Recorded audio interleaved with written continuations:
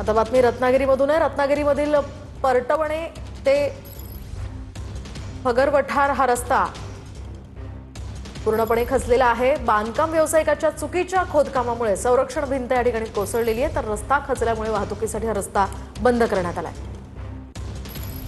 रत्नागिरी शहरातील फगरवठार परटवणे हा रस्ता पुन्हा एकदा या ठिकाणी खचलेला पाहायला मिळतो आहे।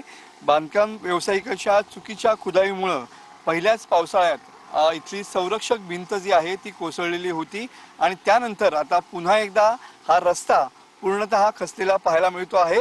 बघू शकता की कशा पद्धतीनं सध्या हा रस्ता या ठिकाणी खचलेला आहे। जवळपास 150 ते 200 फुटांचा हा रस्ता या ठिकाणी पूर्णतः खचलेला पाहायला मिळतो आहे। संरक्षक भिंत कोसळून हा रस्ता पुन्हा एकदा खचलेला पाहायला मिळतो आहे। आता पुन्हा एकदा या संरक्षक भिंतीचं बांधकाम सुरू असतानाच पूर्ण रस्ता म्हणजे जवळपास 90% रस्ता हा या ठिकाणी खचलेला पाहायला मिळतो आहे। कॅमेरामन समीत गजनेसह मनोज डेले, TV9 मराठी, रत्नागिरी।